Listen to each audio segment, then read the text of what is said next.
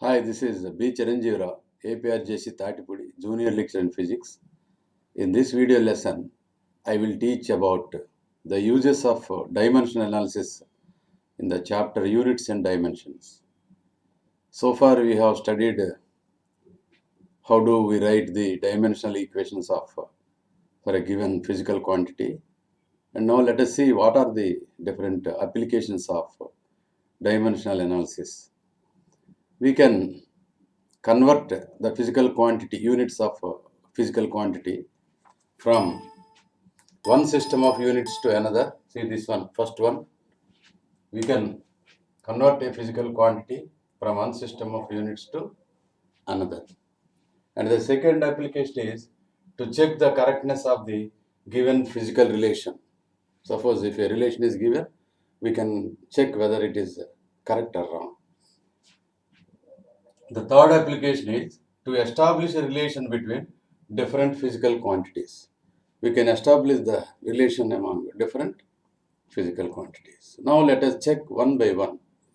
So to convert, just you write down the uses of dimensional equation. Simply to convert system of one unit to another, to check the correctness and to establish the relation. Now let us observe one by one. So in the first application, if we take example, see the density of mercury is in CGS system is 13.6 gram per centimeter cube. We have to express the value in kilogram per meter cube. Now I will write the, say in the first application, to convert the units of physical quantity from one system of unit to another system. If you observe this problem, if the density of mercury is 13.6 gram per centimeter cube, convert its value into kilogram per meter cube using dimensional equations. This is the problem. What we are going to do is, but using dimensional, simply we can, it is a very easy to convert by substituting the value. Say for example, density is equal to, it is given 13.6 gram centimeter cube inverse 3. So we can convert this simply into MK system, or this is what is called MK system, in which you have to find. So instead of gram, I write here 10 power of minus 3 kilogram, and instead of centimeter, I write here into 10 power of minus 2, 10 power of minus 2 meter whole power minus 3. So if I substitute here, simplify here, 13.6 into 10 power of minus 3 into this 10 power 6 kilogram per meter cube. So the total value is 13.6 into 10 cube kilogram per meter cube. This is the way you can find its value in kilogram per meter cube. But what he has given is, we have to use the dimensional equation. So now let us observe how do we find the same value using dimensional analysis or dimensional equation. So using dimensional equation, we have to first of all write down the CGS system here, unknown. Known system is given CGS. Unknown system is MKS or SA. MKS or sometimes international standards. So this is how we have to write down.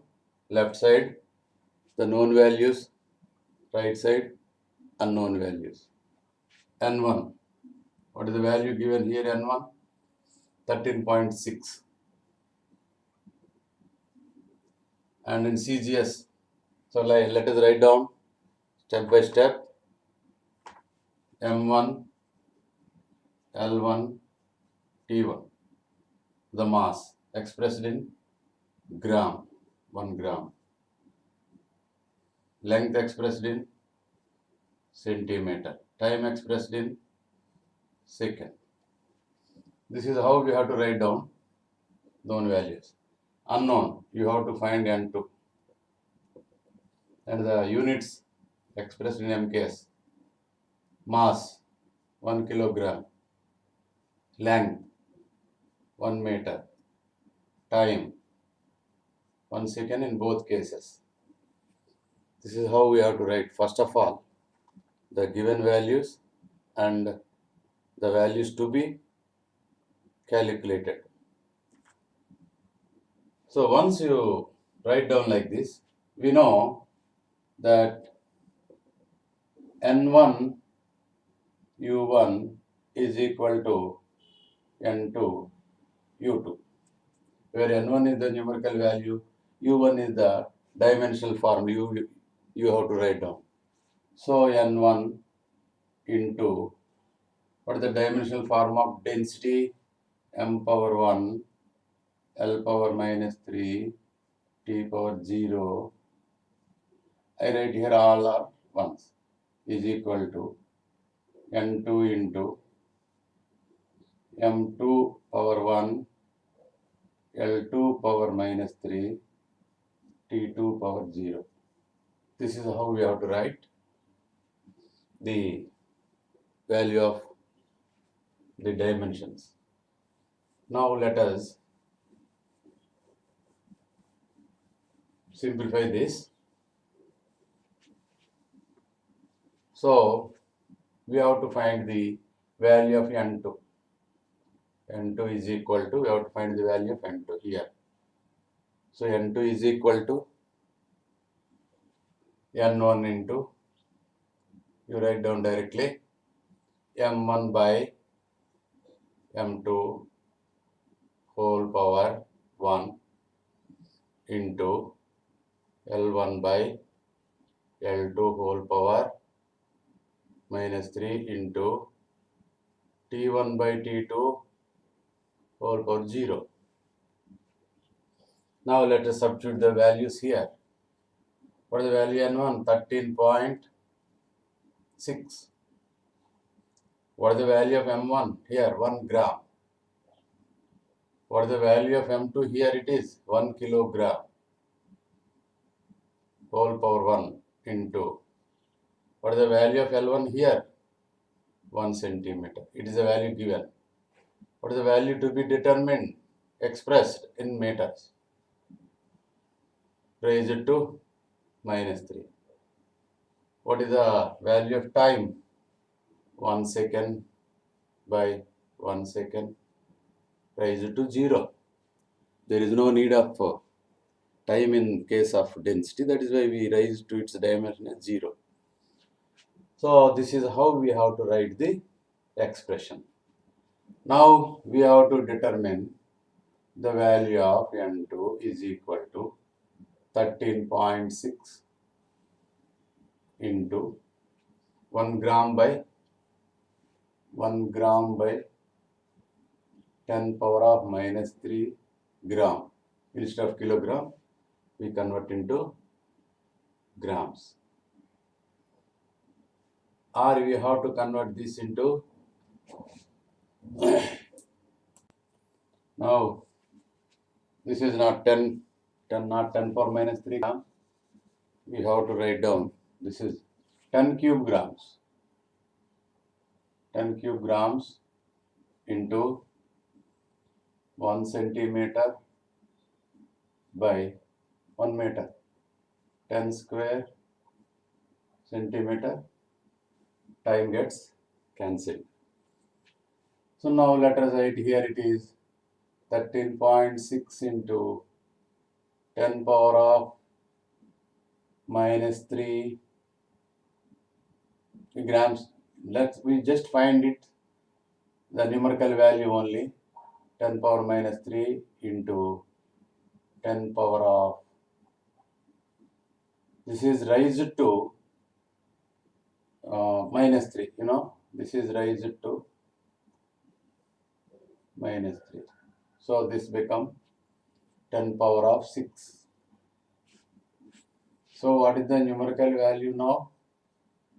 13.6 into 10 cube expressed in kilogram per meter cube. This is how we have to find the value of the density using dimensional analysis. Now let us see the another example.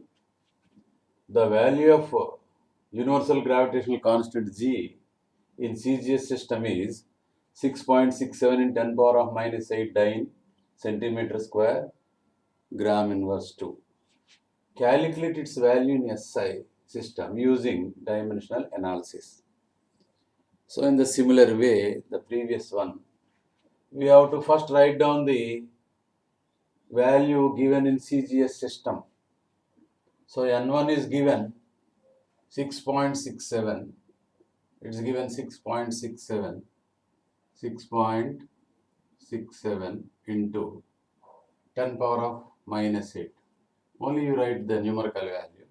The mass is expressed in grams, length expressed in centimeters, time expressed in second. Now we have to find the value of N2 in SI system. In SI system. M1 is given 1 kilogram, N1 is expressed in 1 meter, time is 1 second. Now what we have to do is here, the dimension formula of the universal gravitational constant. The dimensional formula of G is equal to m power of minus 3, n power of minus 1, L cube, t power of minus 2. This is the dimensional formula of the universal gravitational constant. So what you have to do? We know N2 is equal to N1 into M1 by M2 whole power minus 1 into, for length, L1 by L2 whole power cube into T1 by T2 whole power minus 2. Now we have to substitute the values in this particular equation. This is equal to, I write here, N1 is given 6.67 into 10 power of minus 8 into M1, 1 gram, M2, 1 kilogram, whole power of minus 1. And next, length, 1 centimeter by 1 meter, whole power of, how much? Whole cube. This is cube, raised to 3. Then what about the time? 1 second by 1 second, raised to minus 2. So this is how we have to write down its values, corresponding values. Now instead of kilogram, here we have to write down 1000 grams. Instead of meter, you write down 100 centimeters. Then we can write down here N2 become, this is SI. I'll write down here the solution here. So N2 is equal to 6.67 into 10 power of minus 8 into 1 gram by 1000 grams whole power minus 1 into, what about centimeter? 1 centimeter by 100 centimeters, raise it 3 times. So N2 finally become, for time it's cancelled.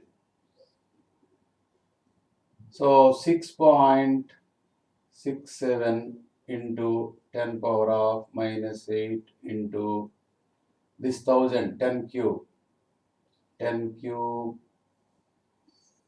in the denominator, 10 cube, 10 power minus 3 become 10 cube into this one, 10 square, 10 power minus 2, 10 power minus 6. This become 10 power minus 6.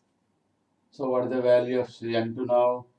6.67 into 10 power of minus 11. What are the units in SI? Instead of dyne, you have to write down Newton. Instead of centimeter, you have to write down meter square. Instead of gram, you have to write down kilogram power minus 2. So this is the value of N2 expressed, the value of G expressed in SI system.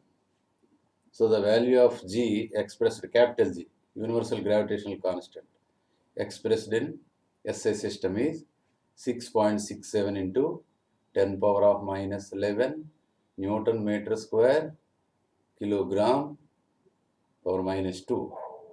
Of course, with if you do not consider the dimension analysis, directly we can find the value. See, the value of G is equal to given 6.67 into 10 power of minus 8. For dyne, you can write down 10 power of minus 5 newtons. For centimeter square, you can write down 10 power of minus 2 expressed in meter square whole square into gram, 10 power of minus 3 kilogram.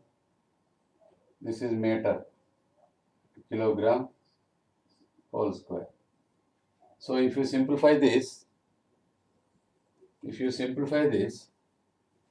you will get G is equal to 6.67 into 10 power of minus 8 into 10 power of minus 5 into 10 power of minus 4 into 10 power of minus 6 Newton meter square kilogram square, the unit. Now if you simplify this, 6.67 into,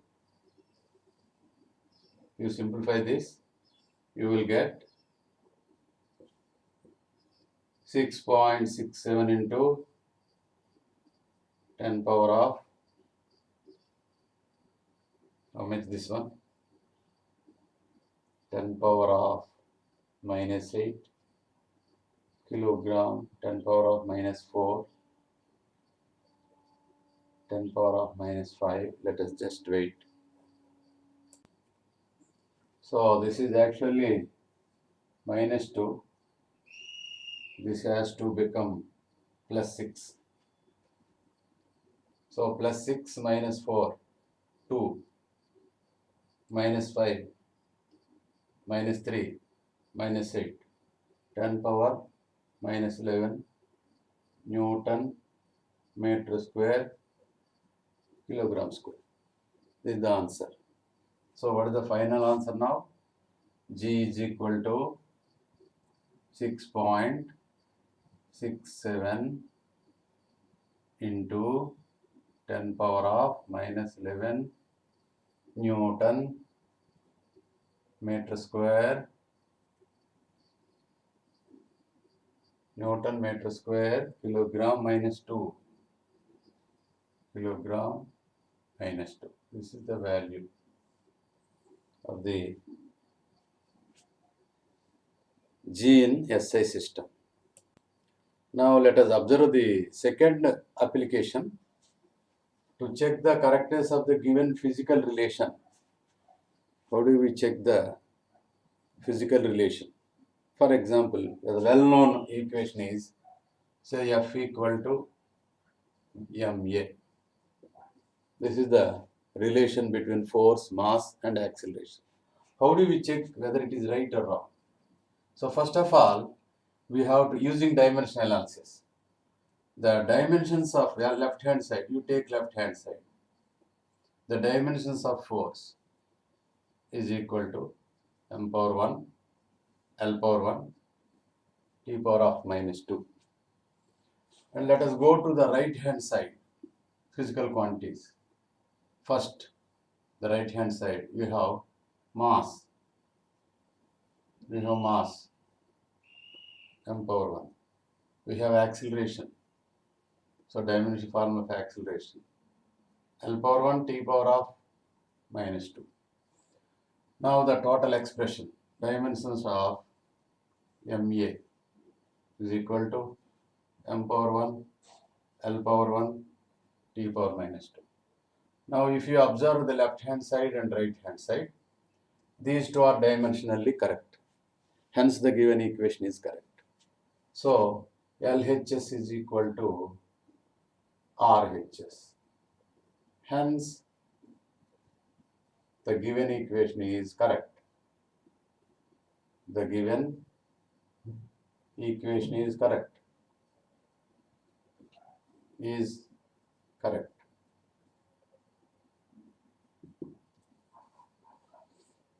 Now let us try for another example. It is a well-known equation, kinetic energy is equal to half mv square.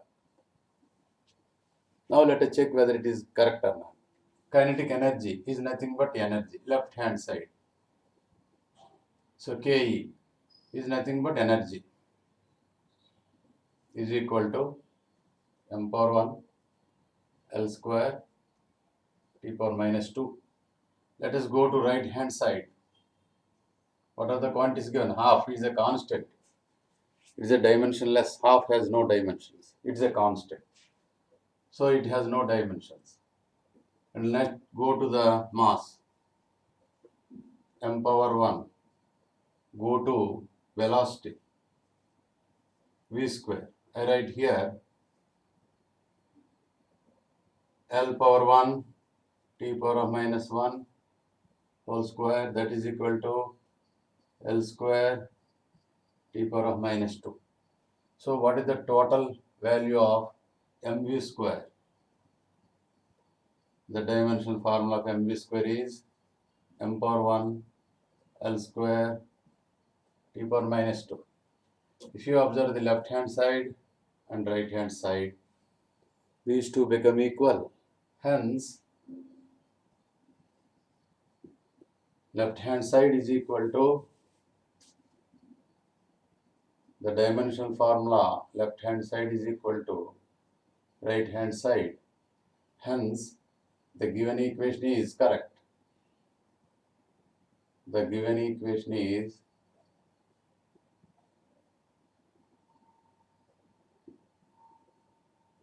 correct. This is how we can check for any equation using dimension analysis. And now let us go to the third application, that is to establish the relation among different physical quantities. So in this third application, we have to establish the relation for different physical quantities. Say, let us observe the example. If velocity of sound in a gas depends on its elasticity, this is one physical quantity, and density, this is another physical quantity, we have to obtain the relation for the velocity. Derive the relation for the velocity of sound in a medium using dimension analysis. So we have to establish the relation for the velocity. You have to write down it the left side, and this is directly proportional to two physical quantities are given. One is elasticity and another one is density. So I write here the dimensional formula of elasticity. E raised to certain value A, and it is also depend on density raised to some power B. So these are the two quantities on which the velocity depends in a medium. So I write here V is equal to some proportional constant K into E. I write here the dimensional formula of E. What is the dimensional formula of E? Now let us write the dimensional formula of E is m power of 1, L power of minus 1, T power of minus 2, power A, and the dimensional formula of density. What is the dimensional formula of density? M power 1, L power minus 3. M power 1, L power minus 3. Power B. Of course, T power 0. You have to write down also. T power of 0. Now, what is the dimensional formula of velocity? M power 0, L power 1, T power of minus 1. This is the dimensional formula of velocity left side. So now you can write down m power 0, L power 1, T power minus 1, and this should be such a way the powers must be, mass of the power must be 0, L power must be 1, T power must be minus 1. So we write down here K into m power A, and this is m power of A plus B. M power of, I write here, this is A and this is B, A plus B. What about for length? L power of minus A minus 3B. What about time? T power of, here it is minus 2A plus 0. This is how we have to write down. Now let us compare the dimensions of mass, length and time. If you compare here, so m power 0 is equal to m A plus B. So comparing that, A plus B is 0, should be 0, and minus A minus 3B must be equal to 1, and minus 2A must be equal to minus 1. So from this we can observe that A become half. A become half. So this become half. Now let us find the value of B. So here it is A plus B is 0, you know. So we know A plus B is 0. That implies A is already determined as half plus B is 0. So this implies B is equal to minus half. So determine the value of A, the value of B. Now we can establish the relation as, for this K is 1. For this K is 1. So V is equal to, now is proportional to e power half and rho power minus half. That means V is equal to, if you write K under root E by rho. If k is 1, determined as 1, then v is equal to whole root e by rho. This is the relation for velocity of sound in a medium. V is equal to under root e by rho. So elasticity by density. This is for Newton's formula. This is what is called Newton's formula for velocity of sound in gases. This is the property, modulus of elasticity, and this is density. For solids, this becomes Young's modulus, and for liquids and gases, it becomes bulk modulus. So anyway, it is elasticity. So V is equal to under root E by rho is the relation for velocity. This is how we can establish the relation among different physical quantities. Let us observe some more example to establish relation. Say the time period of a simple pendulum depends on two factors, its length and acceleration due to gravity. The time period of a simple pendulum depends on its length and g, acceleration due to gravity. So I write here t is equal to time period, some constant k into L power a into g power b. So what is the dimension form of time?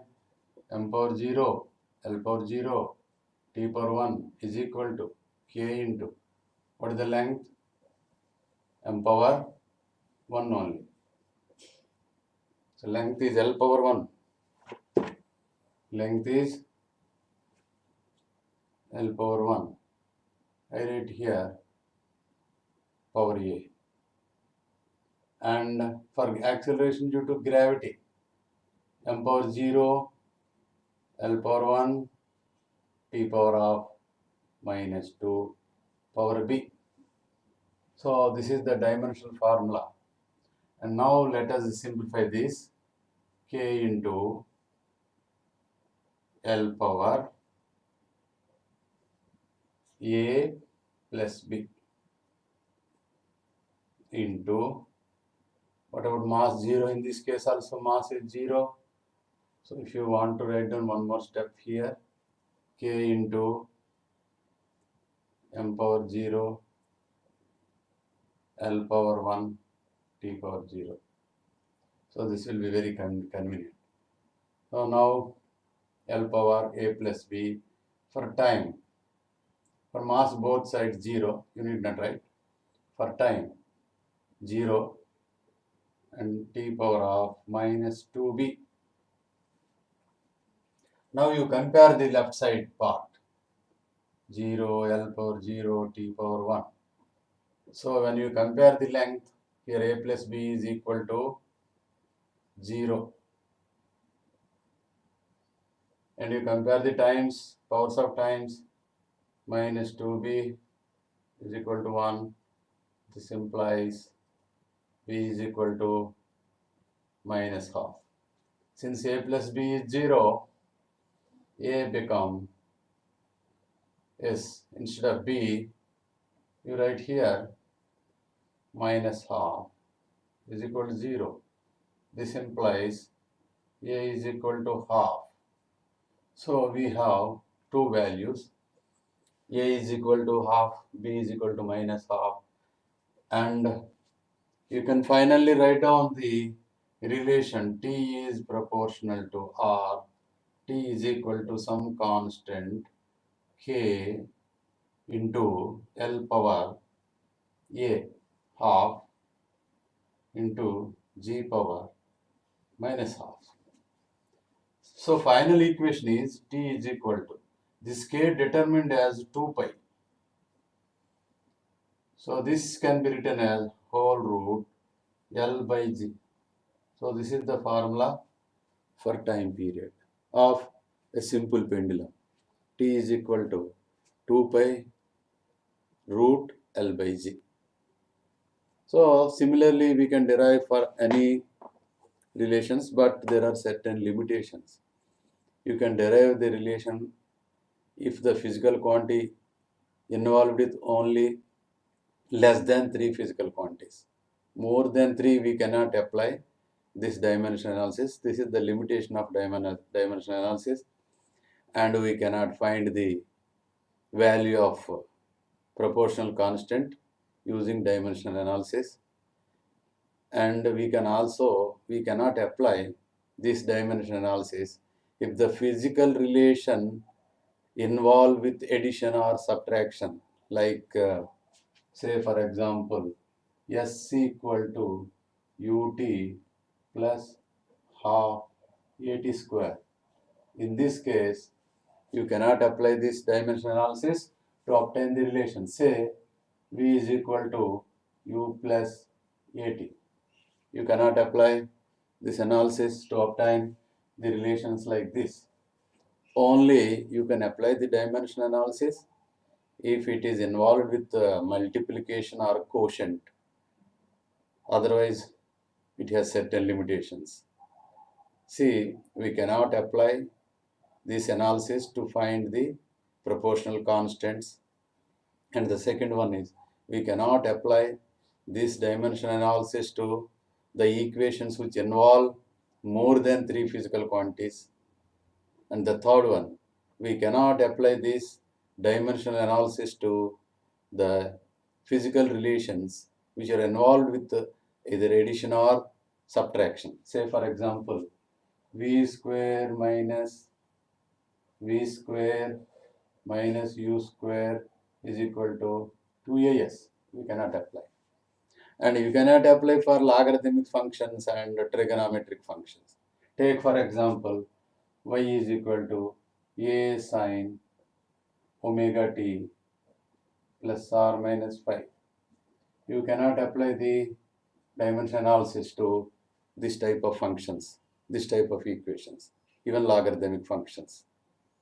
So these are the limitations, certain limitations of the dimension analysis. Now let us observe the significant figures. This is the most important part in the units and measurements. What is meant by significant figures? Suppose you go to the bank. If you ask some 100 rupees 1000 pice or 100 rupees 200 pice, it has no meaning. After every 100 pice, it will be converted as 1 rupee. So instead of asking 100 rupees 200 pice, you can ask 102 rupees. So when you observe the definition, see the digits which tell us the number of units we are reasonably sure of having counted in making a measurement are called significant figures. So when you are going to the bank, if you are asking for 100 rupees 200 pice, so this measurement is not significant. This measurement is not reasonable. Say 100 rupees 200 pice. What is the reasonable value number you have to write? Rupees 102.00. This is the correct representation of or the measurement in case of a currency. Isn't it? See, this is not correct. The significance of this is 1, 2, 3, 4, 5, 6. Here it is only 1, 2, 3, 4, 5. So the significance here it is 5. The significance here it is 6. So this is wrong. We have to express with the 5 significant figures. Now if you go to the another definition. Now let us see. The significant figures are those digits in a measurement that are known reliably plus the first digit that is uncertain. That means these are the reliably known, 1 or 2. This is uncertain. Take for example another one. Say some length, length is equal to say 1.2 meters. This is one measurement. Length of some object is 1.2 meters. Here 1 is reliable. After decimal this 2 is not reliable, uncertain. It is uncertain because this value depend on the measurement made with the instrument you use. Suppose if you use ordinary scale, you will get only one digit after decimal. So this has a significant of 2. The significant number of significant figures are 2. In this case, if I use ordinary scale, you have only divisions of 1 millimeter. Suppose if I use vernier calipers, the least count of the vernier calipers is 0.01 centimeter. That means you can measure up to 2 decimals. And if I use screw gauge, the least count of screw gauge is, this is for vernier calipers and this is for screw gauge. Least count is 0.001 centimeter. That means using ordinary scale, the least count is only 0.1 centimeter. What is the least count of this one? This ordinary scale, least count is 0.1 centimeter or 1 millimeter. For vernier calipers, you further increase. So, using ordinary scale, you can find 1/10th part of the centimeter. Using vernier calipers, you can find 1/100th part of centimeter. Using vernier screw gauge, you can find 1000th part of the centimeter. See, the sensitivity is increasing here. The least count is increasing here. The sensitivity is increasing here. So for the same measurement, if you use with ordinary scale, you can write down length is equal to 1.2 meters. Suppose if I use vernier calipers, I have to write down 20 meters. If I use screw gauge, I have to write down 200 meters. So in all the cases, the measurement is same, but the uncertain figures are differing. So if you observe this, significant figures are those digits in a measurement that are known reliably. So in all cases, one is reliable, plus the first digit that is uncertain. So this is uncertain because that depend upon the measuring instrument. If whether you are using the instrument with certain least count. So using vernier ordinary scale, you can only measure up to 1/10th of centimeter. If you use the vernier calipers, you can measure up to 100th part of the centimeter. And if you use the screw gauge, you can measure up to 1000th part of the centimeter.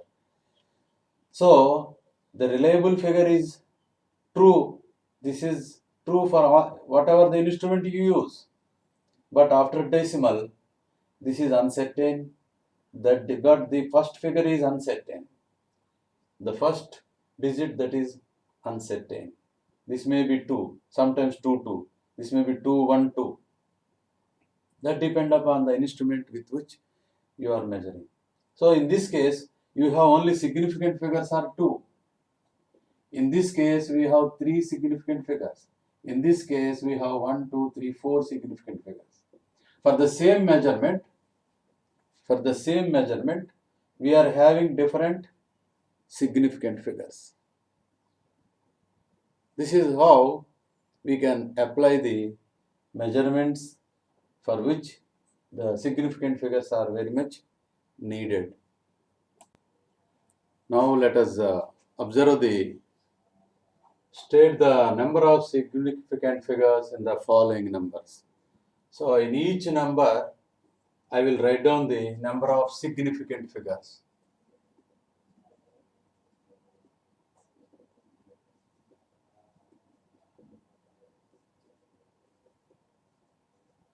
In each number with certain rules we have to follow.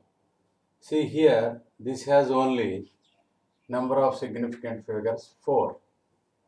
The right side of all non-zero digits are significant, and zeros between two non-zero digits are also significant, and the zeros to the right side of the non-zero digits without any decimal are not significant. So these two zeros are not significant. So only this number has 4 significant figures. So what about this number?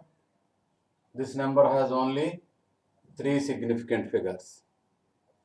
What about this one? This has right side 2 zeros but end with decimal. So we have to consider these zeros. 1, 2, 3, 4, 5, 6. The significant figures, number of significant figures are 6. What about this one? And this is 3 because these zeros end with unit. So number of significant figures are 3. So all non-zero digits are significant, 4. So this has, the sixth one has number of significant figures 5. 1, 2, 3, 4, 5. And the zero put after decimal. So it has 5. This 0 has a significance if it is put after decimal to the right side. And this 0 is also significant. 1, 2, 3, 4, 5, 6. This has 6 significant figures. The seventh one. And what about this one? 1, 2, 3, 4, 5. This has 5 significant figures. What about this one? 1, 2, 3, 4, 5, 6 significant figures. What about this one? This has 2 significant figures. Just you observe, the first one has 4, the second one is 3, third one is 6, fourth one is 3, fifth one is 4, sixth one is 5, seventh one is 6, eighth one is 5, ninth one is 6, 10th one is 2. Now you should write down the significant figures for these numbers. Now let us observe the significant figures for these numbers using certain rules. So this has 1, 2, 3, 4. The number of significant figures are 4. How many significant figures for this one? Do you mean to say 1, 2, 3, 4, 5? Not like this. It is only 3. These left side zeros are not significant. 0.0 is not significant. So if it is started with 0 before the decimal, then these zeros are not significant because there is no reliable number here. So you should only take into consideration the 0 if it starts with certain reliable digit. So there is no reliable digit here. You have only one significant figure. And you have no reliable value here. And the uncertain values are only 2. So you have to write down its significance is 2.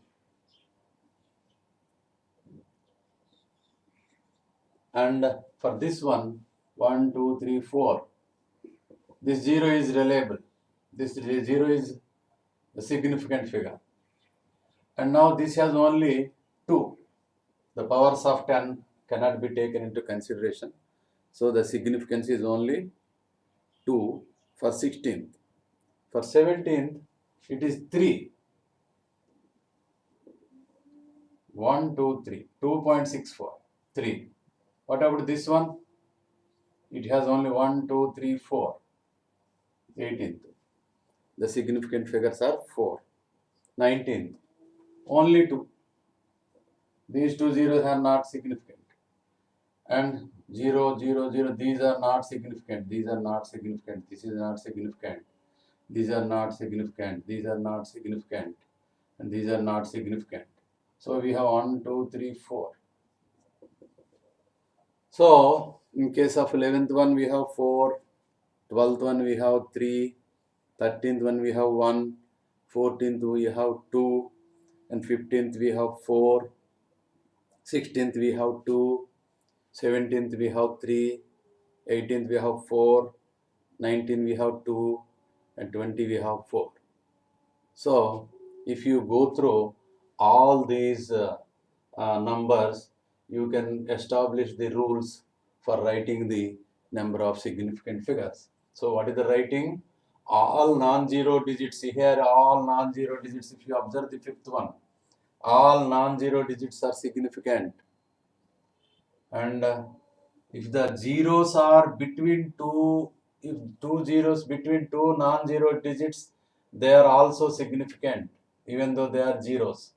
They are also significant, but they should lie between two non-zero digits.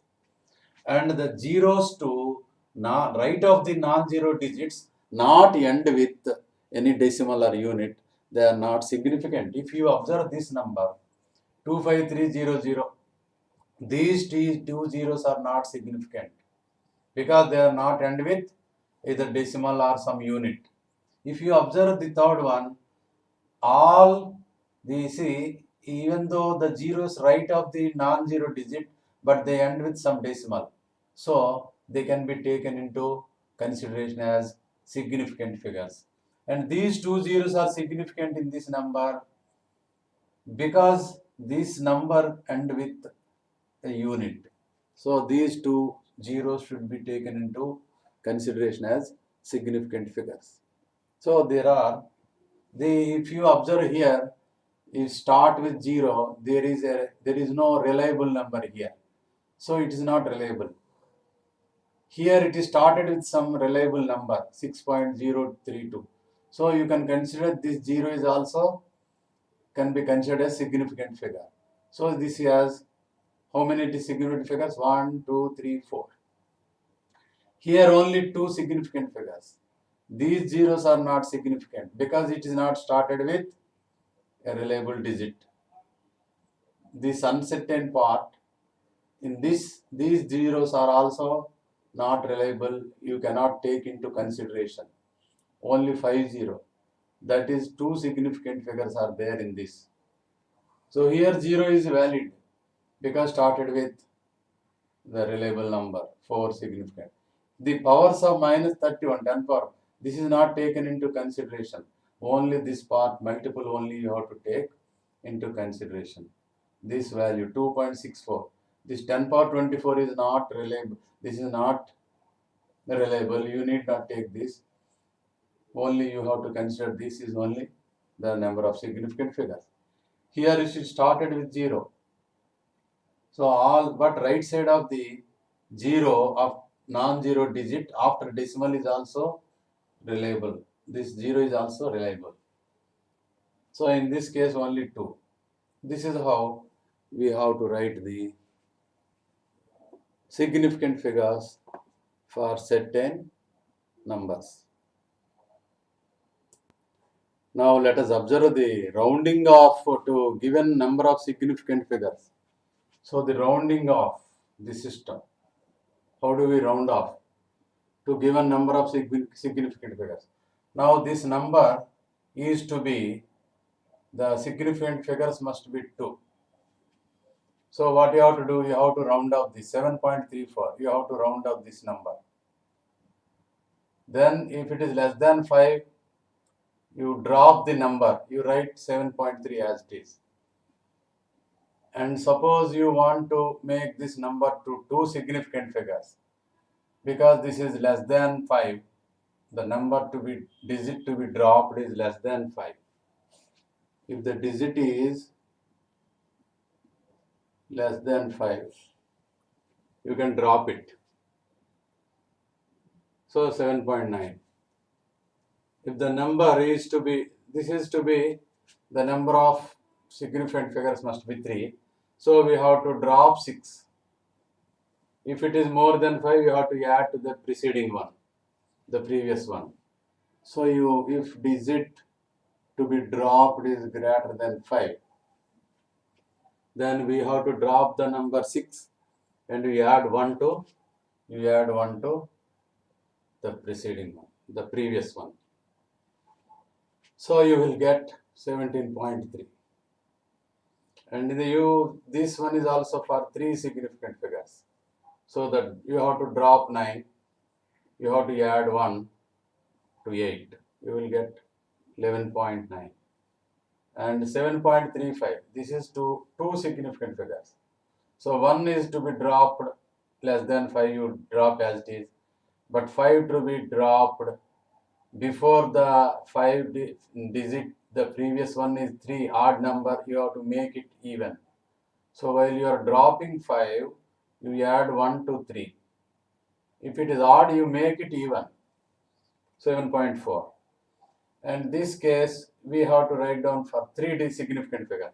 So 9 you have to drop here. It is more than 5, you add 1 to this one. 6, this becomes 6. So this becomes 6 means you have to drop the 6 and this become, you have to add to 1 to add. So you will be getting 18.2. So this has to be dropped and you have to add 1.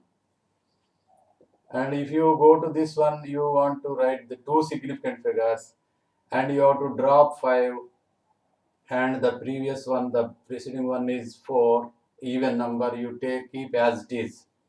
You need not add anything. In this case, we have to write down the 2 significant figures. So 0, you drop as it is.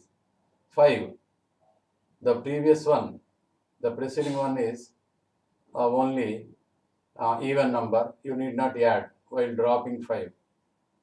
You keep as it is. And you come to this point, the 5 is to be dropped here. But the number before 5 is odd number. So this digit you have to add, make it as even. So you have to add 1 to 3, that becomes 3.4. In this last case, you have to make these 2 significant figures. So you have to drop 0, you have to drop 5.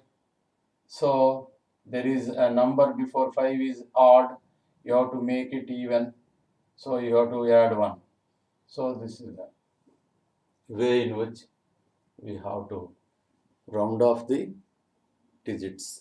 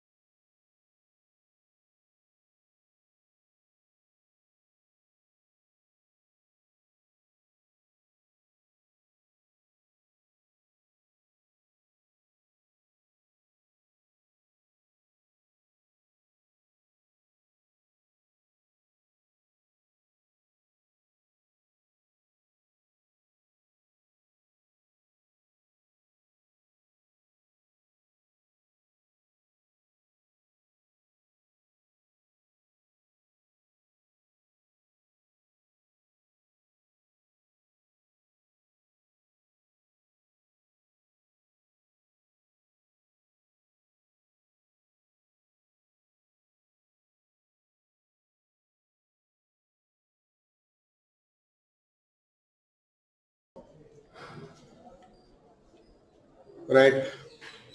Welcome back, dear students. This is continuation of, or the concluding part of, the locus. In the last class, we have discussed what is meant by locus, how to find the equations of the curves or the path of a moving point in a plane decided by the conditions given or conditions imposed on that particle. So ఒక moving point మీద అది ఎలా move అవ్వాలనే విషయం మీద కొన్ని conditions ఆ particle మీద మనం ఇంపోజ్ చేసి ఆ కండిషన్స్ లోబడి ఆ పార్టికల్ మూవ్ అయ్యేప్పుడు అది ట్రేస్ చేసే ఈ పార్ట్ ఉంటుంది, ఆ పార్టికల్ ట్రేస్ చేసే ఆ పాత్ని మనం ఒక కర్వ్ అంటాం. ఆ కర్వ్ యొక్క ఈక్వేషన్ని ఎలా కనుక్కోవాలనేది లాస్ట్ క్లాస్లో డిస్కస్ చేస్తాం. That is locus. So we have observe that The problem of finding locus involves 3 steps. The first step is assuming a point on the locus. We will name it as P with general coordinates, say x1, y1. And then we will impose the conditions on that point. Actually, the conditions will be in the descriptive form. But while solving the problem, we will write or we will interpret the conditions in the mathematical form. Once they are presented in the, you will apply the relevant formula and then simplify, and you will be left with a simple equation in x, y, which represents the equation of the curve, which is the path of the moving point under those conditions described in the problem. This is what we have done for the previous problems, and this is what we are going to do in the coming problems too. So, we will discuss a few more different conditions imposed on the particle and see how to find the locus of that point. So, one of the problems is, look, A 5, 0 and B minus 5, 0 are 2 fixed points on the locus, 2 fixed points in the plane. These 2 are the fixed points in the plane.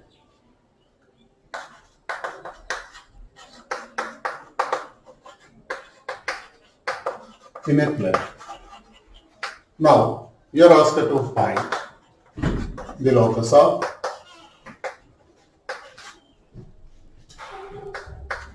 a freely moving point P,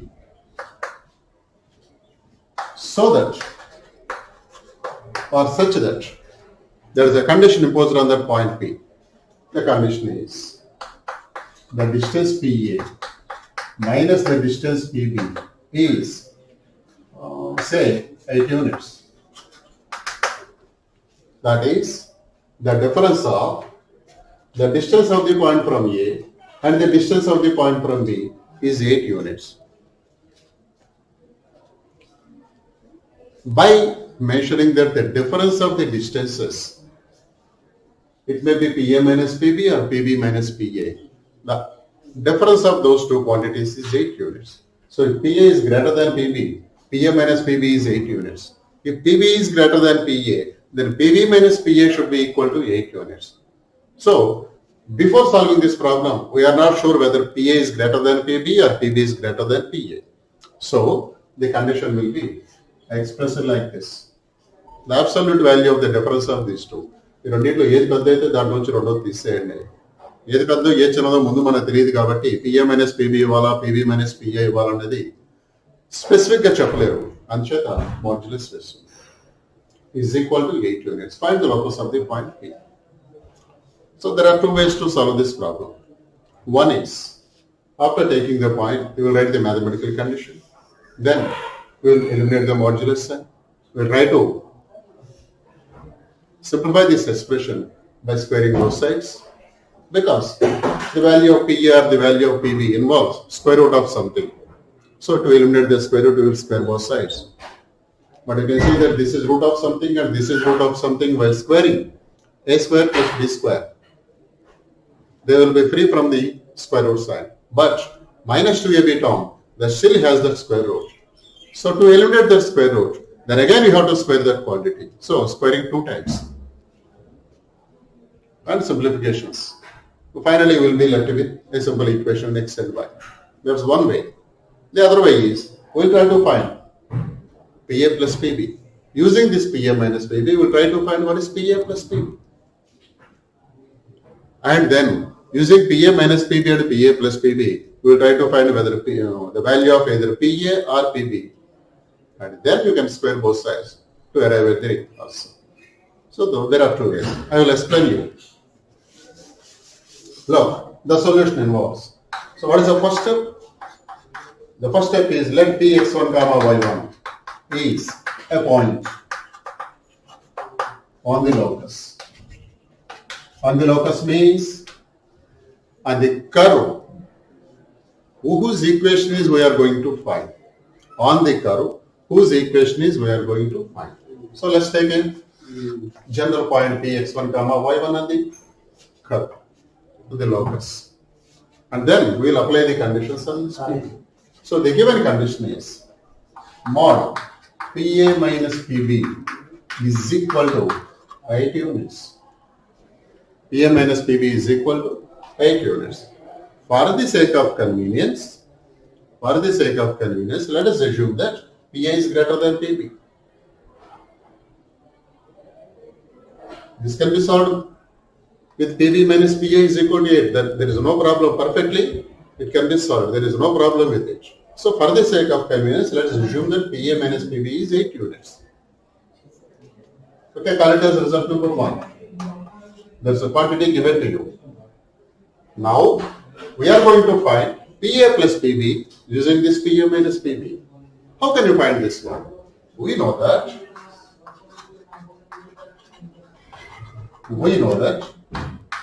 PA square minus PB square is equal to PA square minus PB square is equal to, you know the coordinates of P, you know the coordinates of PA. So you can easily write what is PA and it is square. PA square doesn't involve the square root sign. So it is very easy to simplify that expression. So PA square is x1 minus 5 whole square. X1 minus 5 whole square plus y1 minus 0 whole square, that is y1 square. This is PA square minus PB square, that is x1 minus 5 which is plus 5 square plus y1 minus 0 that is y1 square. That implies PA square minus PB square is equal to, you can see that this y1 square and minus y1 square, you can cancel the terms. You have this x1 square and you have minus x1 square, you can cancel the term. You have this 5 square which is 25 minus 5 square which is 25, you can cancel the term. So all that you are left with is minus 10x1 minus of 10x1, that's minus 20x1. So PA square minus PB square is equal to minus 20x1. But we know that PA square minus PB square is PA minus PB into PA plus PB, which is equal to minus 20x1. A square minus B square is A minus B into A plus B. Mind you, you know the value of PA minus PB, whose value is exactly equal to 8 units. So this implies 8 into PA plus PB is equal to minus 20x1. And this implies PA plus PB is equal to, this implies PA plus PB is equal to, this is minus 20x1 by 8. So it is minus 5x1 by 2. You can cancel for us both sides. This is 2 into 4, this is 5 into 4, you can cancel that 4, so it is minus 5x1 by 2. This is our PA plus PB. This is equation number 2. So from 1 and 2, 2 times PA is equal to, you have PA plus PB here, you have PA minus PB here. So if you can add these two quantities, you can cancel this PB and PB gets cancelled with each other. So you will be left with PA plus PB which is equal to 2PA. That is, this is minus 5x1 by 2 and this is 8. So 8 minus 5x1 by 2. That implies 2 into 2, that is 4PA is equal to, this is 16 minus 5x1. This 2, which is LCM, you can cross multiply the terms. So it is 4PA is equal to 16 minus 5x1. Now, we know that the formula for PA involves square root. To eliminate the square root, you are going to square both sides. So this becomes 16 PA square is equal to 16 minus 5x1 whole square. This is 16 times. What is PA square? We have already written this PA square here. PA square is x1 minus 5 whole square plus y1 square. Okay? So this is x1 minus 5 whole square plus y1 square is equal to, and this is 16. 16 into 16, that's 256. Plus, this is 5x1 whole square, that is 25x1 square, minus 5 into 16, 80. 2 into 80, that's 160 x1. Let me review.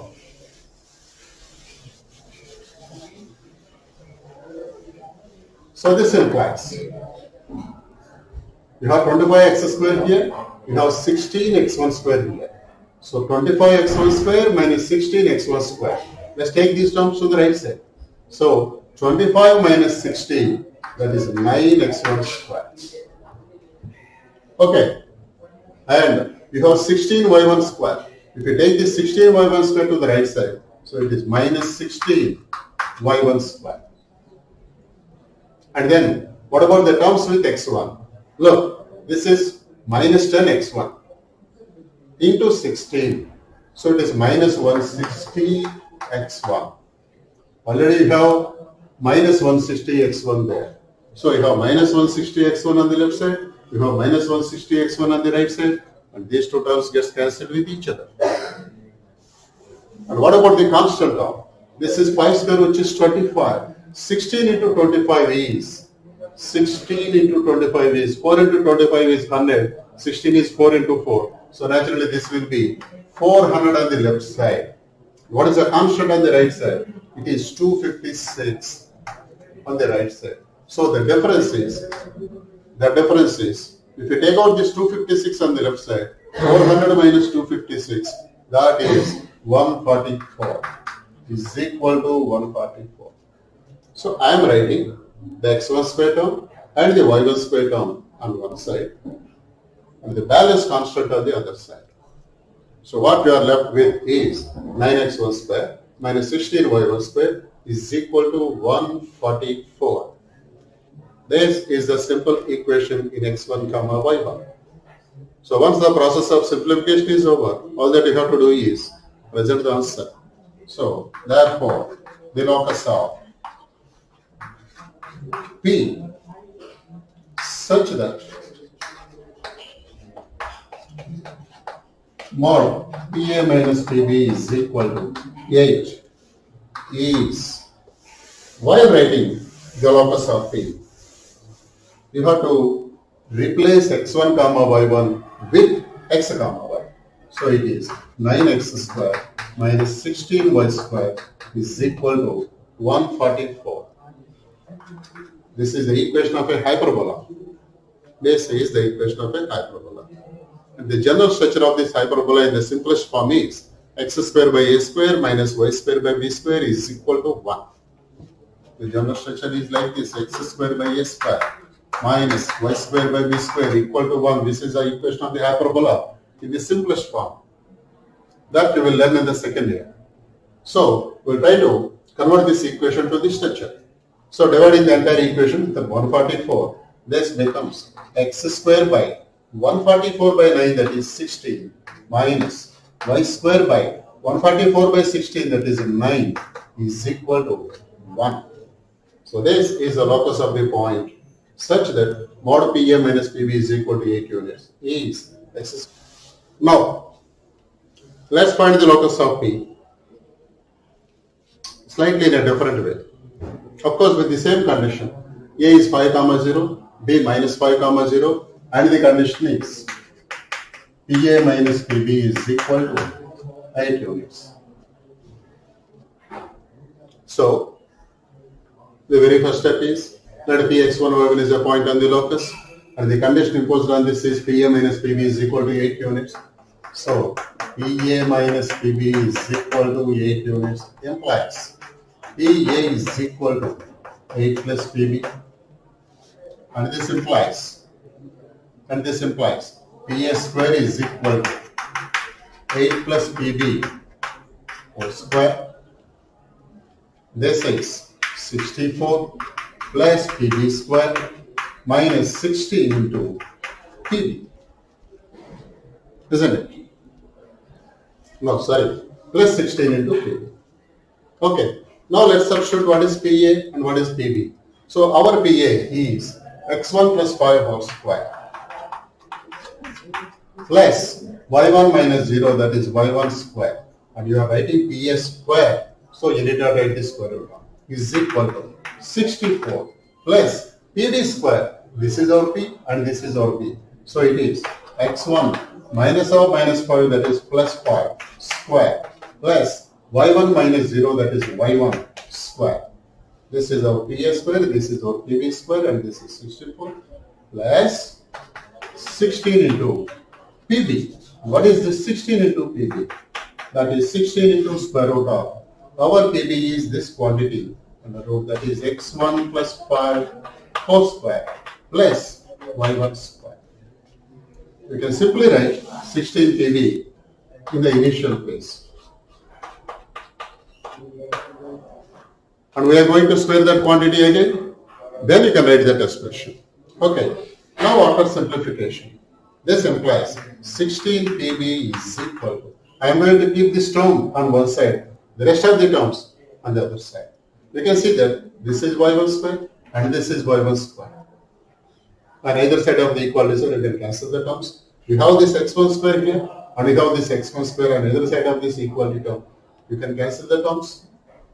Okay, and you have 25 here and you have 25 here. You can cancel the 25 on either side. And you have 10x1 here. Oh, wait a minute.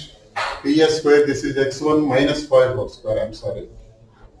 Okay, so this is minus 10x1 this way and plus 10x1 here. You can take it to the other side so that it becomes minus 20x1. And you have the 64 on the right side. You can take it to the left side. So it becomes minus 64. So 16 PB is equal to minus 10x1 minus 10x1. That is minus 20x1 minus 64. And this implies, we can cancel 4 throughout this equation. So 4 PB is equal to minus 5x1 minus 16. Now squaring both sides. This is 16 PB square is equal to 16 PB square is equal to, squaring at the right side, you have 25x1 square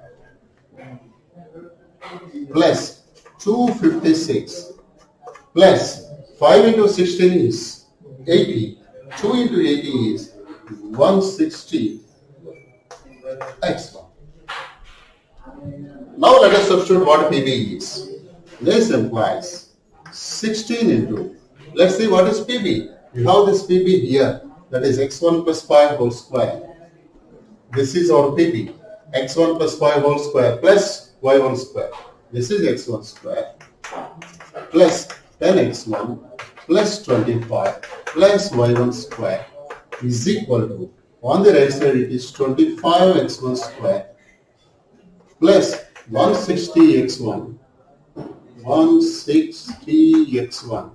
plus 256.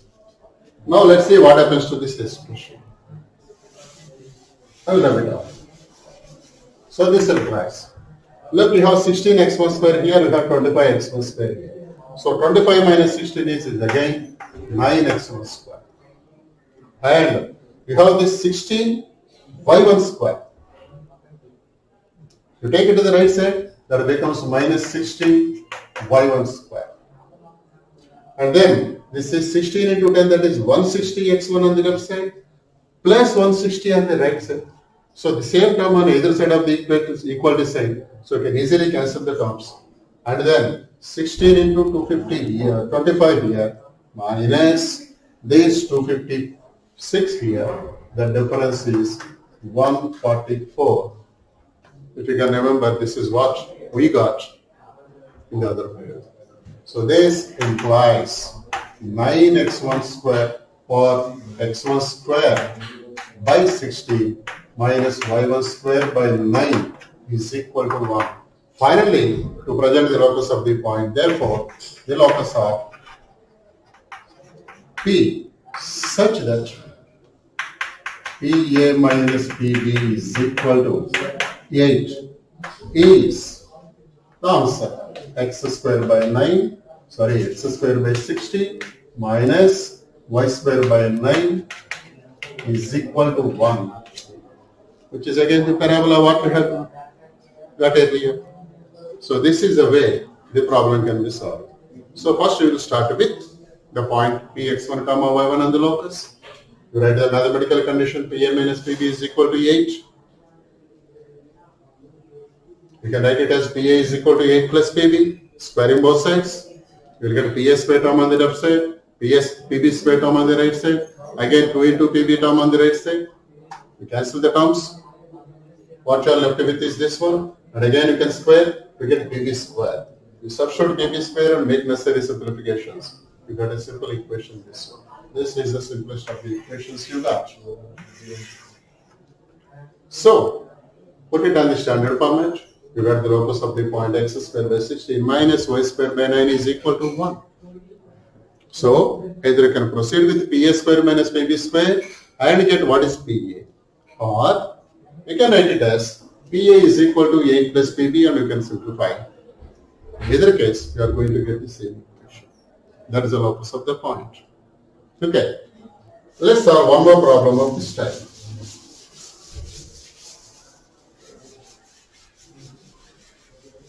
Let's solve one more problem of this type. Let's solve one more problem. Of course, on the same lines. Ditto type of condition. Let A 4, 0 and B minus 4, 0 are two fixed points in the plane. Find the locus of the point P so that Pa minus Pb is equal to 4 units. So find the locus of the moving point P subject to the condition Pa minus Pb is equal to 4 units. How we are going to solve this problem? Little case, starting with what is the first point? Let Px1 comma y1 is a point on the locus.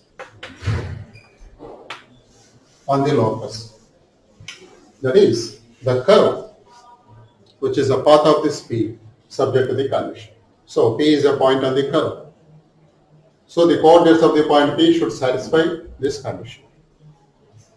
So the condition given to you is Pa minus Pb is equal to 4 units. And you can deviate from here. Either you can go along with Pa square minus Pb square, or you can add Pa is equal to 4 plus Pb and squaring both sides, you can proceed that way. In either case, you are going to get the same answer. So, I will start with Pa square minus Pb square. Pa square minus Pb square is equal to, we know that.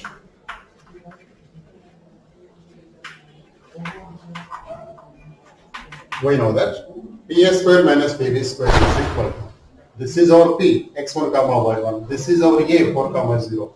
So Pa square is x1 minus 4 whole square plus y1 minus 0 whole square. Pa square minus Pb square. This is our P and this is our B. So x1 minus or minus 4 is x1 plus 4 whole square plus this y1 minus 0, that is y1 square. Now let's write the factors for this.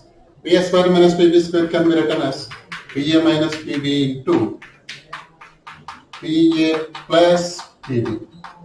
All this is equal to. Let's simplify the expression on the right side. Now see what you are left with, please. This is x1 square minus x1 square. Okay, you can cancel the terms. You have y1 square here plus y1 square, and you have minus y1 square. Again, you can cancel the terms. We have 4 square here and you have minus of 4 square. Again, you can cancel the terms. So you have minus 8x1 here, and 8x will be reduced and minus 8x1 here. So minus 8x1 minus 8x1. That's minus 16x1. We already know what PA minus PB is. So substitute PA minus PB is 4 here, and that gives PA plus PB is equal to minus 16x1 divided by PA minus PB, which is 4 by virtue of this relation. That is PA plus PB is equal to minus 4x1. But already you know that PA minus PB is 4 units. So also you have PA minus PB is equal to 4 units. This is what given to you. PA minus PB is equal to 4 is the condition given to you. With the help of this condition, you have derived the value of PA plus PB and you got it as minus 4x1. So using these two relations, you can find what PA is or what PB is. If you add these two quantities, straight away you can cancel PB and you are going to get 2 PA. And if you subtract this equation from this, you can cancel this PB and you will get 2 PBs also.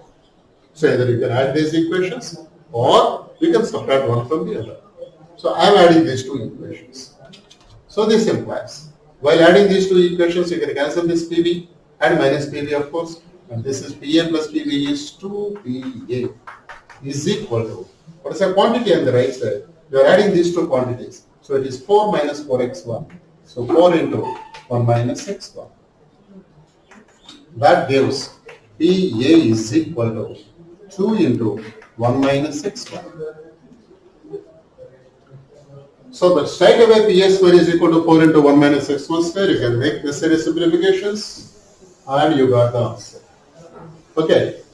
Now this implies PA square is equal to 4 into 1 minus x1 whole square. PA square is equal to 2 square which is 4 into 1 minus x1 whole square.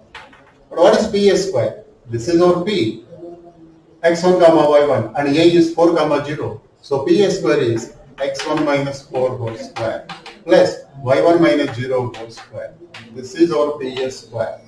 So is equal to 4 times 1 minus x1 whole square. So it is x1 square minus 2x1 plus 1. 1 minus x1 whole square or x1 minus 1 whole square. Doesn't matter either. So it is x1 square minus 2x1 plus 1. So on simplification, look, we have 4x1 square on this side and we have x1 square on the left side. Take it to the right side.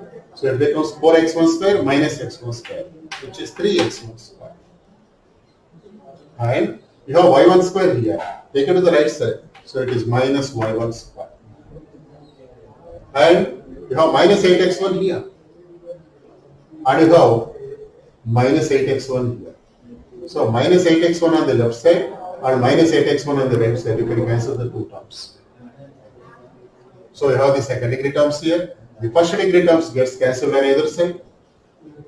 And the only constant term, this is 16 here and 4 here. Bring this 4 to the left side. 16 minus 4 is 12 units. So you got 3x1 square minus y1 square is equal to 12.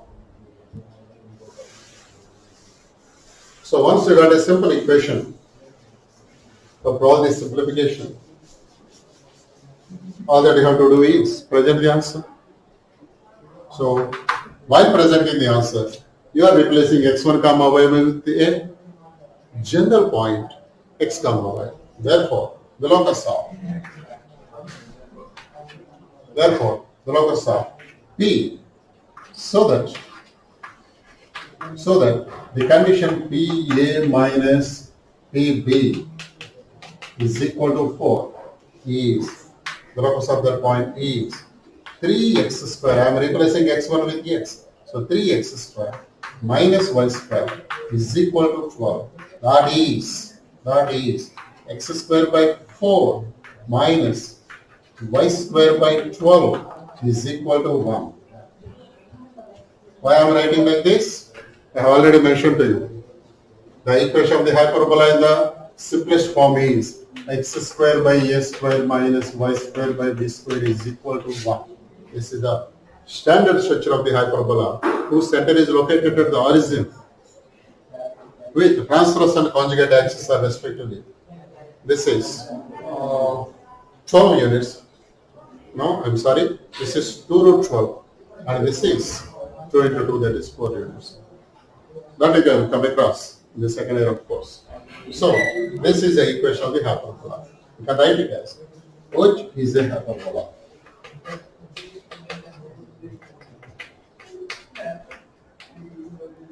Which is a hyperbola.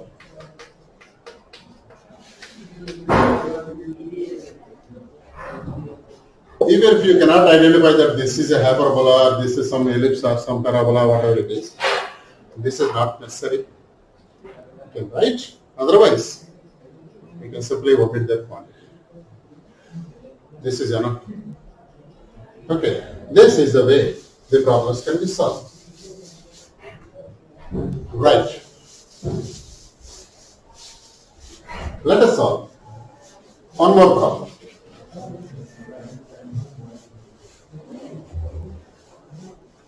Let A say 2 comma 3 and B minus 4 comma 7 and C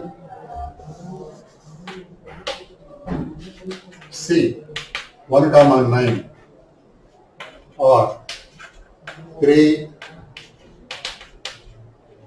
fixed points in a plane. The plane contains these 3 fixed points A 2 comma 3, B minus 4 comma 7 and C 1 comma 9.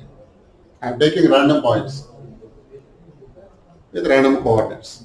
I am not so particular about the points or coordinates, etc.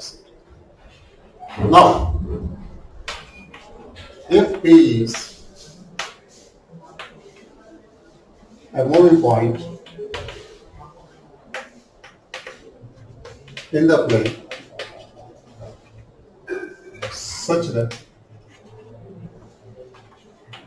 if P is a moving point in the plane such that how it is moving? It is moving under a particular condition. What is the condition? The condition is P A square plus PB square is equal to 62 PC square. P A square plus PB square is equal to 2 PC square. Or 2 PA square plus 3 PB square is equal to 9 PC square. These numbers, they are pure random numbers. The condition can be the same structure or slightly variation structure. PA square minus PB square is equal to 2 PB square. It can be PA square minus PB square is equal to 2P square. Or it can be lambda into PA square plus mu into PB square is equal to 2 into PC square. It can be any of these types. So I am going with this condition. Find the locus of the point P. Now, you know the procedure. What is the procedure? Very first step is let P x1 comma y1 is a point on the locus. What do you mean by locus? On the curve which is the path of Px1 comma y1 subject to the condition. The locus is the curve which is the path of this point P, subject to this condition. Got it? Right. Now let's apply this condition on this point P. Given that P square plus PB square is equal to 2 times PC square. That implies, what is P square?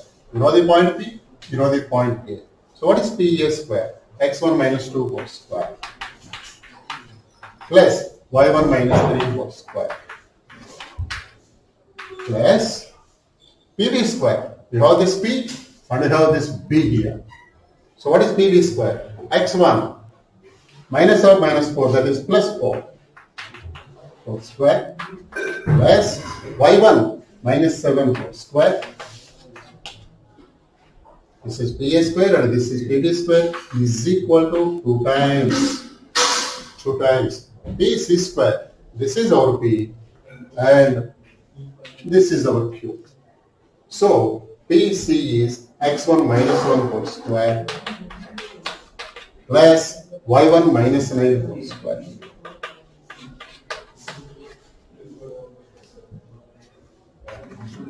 And this implies. Now let's simplify. We have this x1 square minus 4x1 plus 4 plus y1 square minus 6y1 plus 9 plus x1 square plus 8x1 plus 16 plus y1 square minus 14y1 plus 49 is equal to 2 times x1 square. This is minus 2x1 into 2, that is minus 4x1. This is 1 into 2, that is 2. Plus y1 square into 2, that is 2y1 square. And this is minus 18y1 into 2, that is minus 36y1. And you have this 81 here, 2 into 81 is 162. So this implies, this is x1 square. This is x1 square, so it is 2x1 square on the left side, and I have 2x1 square on the right side. Cancel the terms. And I have this, y1 square here, and one more y1 square here. That is 2y1 square, and I have 2y1 square on the right side also. And just to explain you, I am displaying like this. You are not going to cancel terms in the exams. That cancellation can be done in your mind, and you simply put the relevant answer here. Okay, so these 2y1 square also gets cancelled with each other. Now we have minus 4x1 here, and we have plus 8x1 here. So it is minus 4 plus 8 is 4x1. And then this is minus 6y1 and this is minus 14y1.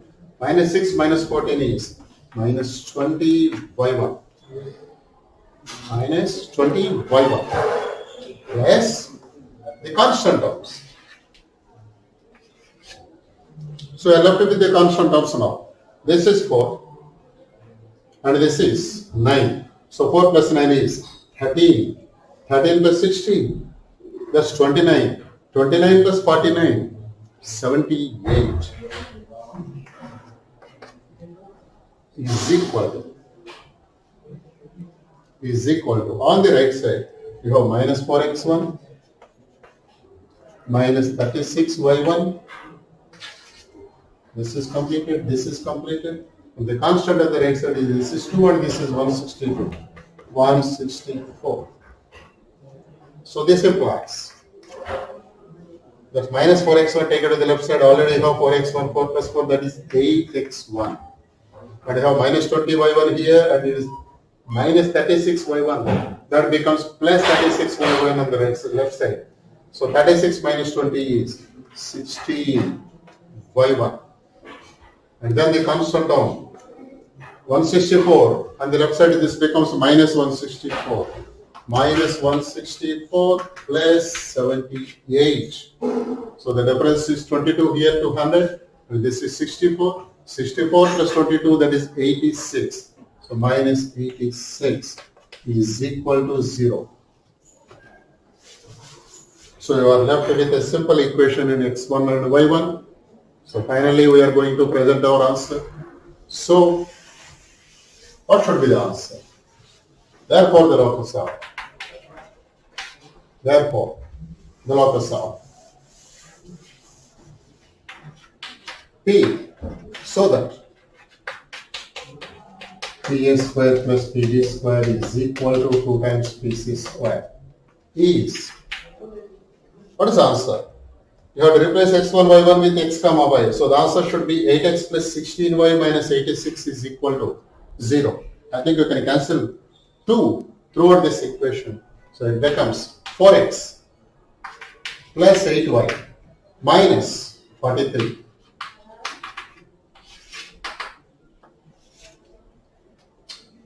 That's it. This is the locus of the point P satisfied or subject to this condition. So this is the way the problem can be solved. And one more important point you have to remember is, while solving the problems, if you look at the textbook, you will go through the solution. Goes like this.